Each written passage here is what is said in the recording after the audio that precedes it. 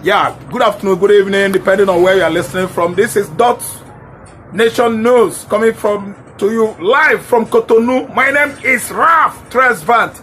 It's another good judgment day at Federal High Court Abuja. MAZI Nnamdi Kanu has actually succeeded on beating, allowing the testifiers of DSS, from DSS facilities and federal government of Nigeria to go down to the mud today, or what I called the Battle of Waterloo. Federal government of Nigeria has actually kissed the dust, mixed themselves again with Poto Poto and the Itamit Woto Woto from Ohamadike 1. After their testifiers, I mean the people that come forward as witnesses, after coming with their evidences and the materials they discovered at the hotel where MAZI Nnamdi Kanu was lodged in 2015 before arrests. They made it clear that the whole materials, they wrote it down. None of those materials were incriminating. They were just gadgets, phone, laptop, and everything you needed to run a radio station. No razor blade was found there, no kitchen knife, no jackknife, no abawala sword, that is then gone, no double barrel, no pistol, no lethal weapon was found with him.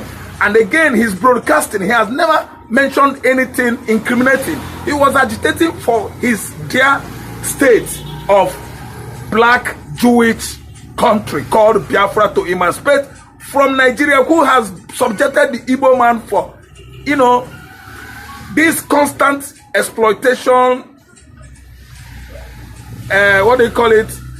suppression, marginalization, bringing Igbo man down, thereby throwing us out of political system of the country from 1970 till date. This were the anomalies MAZI Nnamdi Kanu were fighting in 2015. And today we actually found out that Nigerian nation said he committed treasonable felony that he was throwing out from his radio station, Biafra radio station, statements that are so indicting and inciting and incriminating as well. But after the testifiers, come out to at least told the court that these are what we had, these are what we discovered from him, this is where we actually arrested him in the hotel. So the cross-examination of whatsoever evidences they termed or the evidences that the DSS come forward with at the court level, the presiding chief judge actually laughed and found out that nothing incriminating, nothing culpable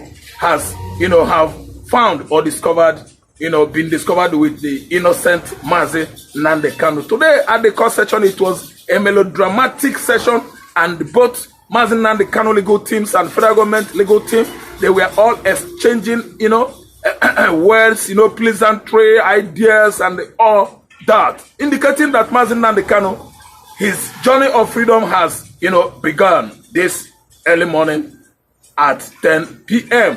Then the presiding judge, Justice James Omotocho, has actually made it clear to Nigerian people that a case that has dragged from 2015 to 2025, that is a decade, is about to come to an abrupt end. He is trying to tell us, Nigerians in diaspora and Nigerians at home, that are, anxious, zealous, at least, to see this case come to an end, that it is only going to end 8th May, the finality.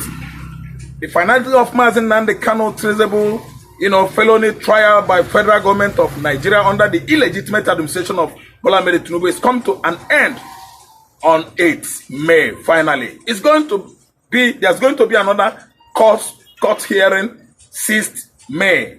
After 6th May, 7th May. After 7th May, it's going to be finally on 8th May. Then MAZI Nnamdi Kanu will walk out of DSS hellfire of a thing. I tell you, it is not easy for a man to sit down on one place for 48 months doing nothing, and he has not committed any crime simply because he is an Igbo man. All these are pointing towards marginalization, exploitation, and oppression of an Igbo man in Nigerian political system. A system that has actually counted us out. We've never been able to partake in Nigerian political leadership since 1970. They always bolt us out. I mean the Fulanis, I mean the Yorubas, and other lower tribes in Nigeria. None of them ever likes Igbo man. Igbo man, if you mention in their midst, is the beginning of Obagaraba. Obagaraba, because Igbo man name is being mentioned or being included in any political gathering or anything, social gathering, anything, federal projects, federal agency, federal government of Nigeria, Igbo man has been thoroughly denied, his own designated positions. And we are seeing James Omotosho, who has actually examined the testifiers and their witnesses, evidences and materials, and actually come out that if this man could be accused of saying something incriminating, what are those things incriminating? What are those statements that actually, infuriated Nigerians or incriminate in the Nigerian system, political system? Nothing.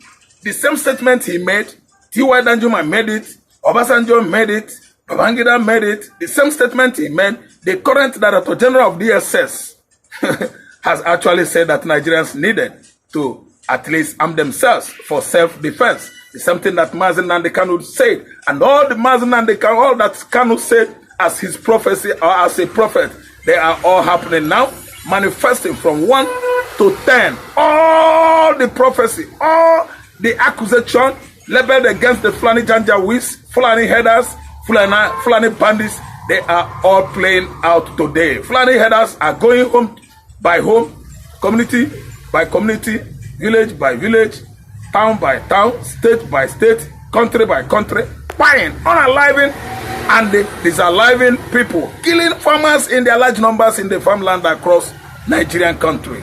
What is it that Nnamdi Kanu said that has actually orchestrated his abduction from Nairobi, Kenya into Nigerian contraption? Those are the things that are happening today. And I'm telling you that they actually violated him by arresting him in 2015 for nothing, no just cause. And actually, after 2015 arrest, Kanu was again, charged of treasonable felony. He went to the court and they placed him on bail, pending bail.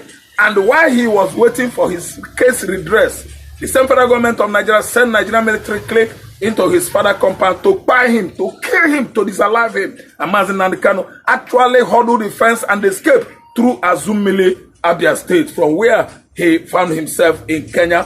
After 12 months, he came back again, started his agitation, transaction all over Africa, Europe, America, so on and so forth. Then, before his abduction, kidnapped at Nairobi Airport, Kenya, that, warranted his, arrest.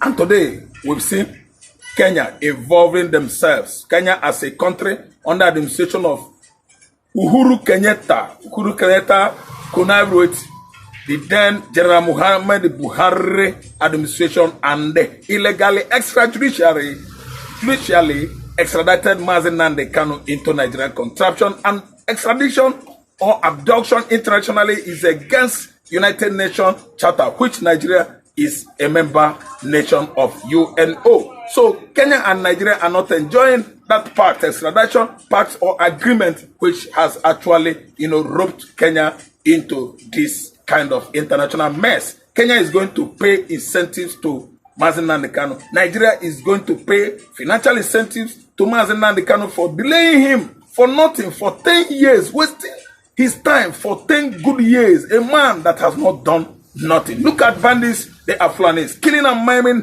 Nigerians in the north, in the central north, in the southwest, southeast, causing all manners of civilian havoc. And nobody has been able to come forward to take responsibility for all these dastard bloody acts perpetrated by the Fulani Janjaweeds in Nigeria. What are the problems this country called Nigeria could incite? Igbo man actually orchestrated. They incite nothing. We've not committed anything. Igbo man is busy doing his business, transacting, while these Fulani Janjaweeds and their accolades are busy ransacking Nigerian Commonwealth, stealing money in large quantum, and nobody could ask them why and how. Today we've seen, a judge, a very good judge from southwestern Nigeria, James Omotosho, coming out to tell the whole world that the case has attracted international uproar for 10 years now, making Nigerian judiciary system look like prepared, look so laughable, rubbish, and let me say monkish, and he has come to stop that kind of judiciary anomalies, anomalies going on in our judicial system, and he said he's going to make sure that he will launder, I mean, he's going to watch, he's going to launder our judiciary system and make our justice a very, very tenable one. So, James Omotosho, the court is coming back and is going to preside over the judgment on 8th May. Everything will be finalized. So, the finality comes on 8th May 2025. Thank you. I just want to wrap it up because the tension, is high. The Igbo people, the IPOB indigenous people of Biafra, I mean every Igbo man is on the high spirit because Ohamadike won, the man that God has chosen, to lead the Igbos into the promised land of Biafra. The Prince of Africa is about to go free. Set him free. Nnamdi Kanu wanna be free. Yes, freedom is very good for him. He has suffered a lot for no just cause, only because of Igbo cause. A factor that has actually thrown Nigeria into abject, multi-dimensional poverty is because of hate, abhorrence, serious adversities, hostilities, animosities against Igbo man. Kanu, you have tried. You are a very strong man. But God Almighty, Chineke Daiwo. Now the case is about to come to an abrupt halt. My name is MAZI Raf Tresvant. Kodino Ndi Igbo jisie n'ike nọdụ n'udo kekwane nkwụcha onye ndị ilo gbara okirikiri na-eche ndụ ya nche mgbe niile. Don't fall asleep. If you're going to Lagos, Mona Kanu, Mona Kaduna, Manugwa, anywhere in Nigeria, I say Alabuotu, Ndimo, Alabrotu. I'm from Anambra. I'm going to Mbalabu Jiblotu. Be yourself and be an Igbo man. With a difference, you are better. That's why they are all against you. Thank you for watching. Subscribe from my YouTube channel. Nation News. Subscribe, like me, follow me. Come down to the comment section. Let's talk. If you want to talk, we talk by writing. We write to ask questions to ourselves. You are all welcome. Thank you. Subscribe. Bye. Now.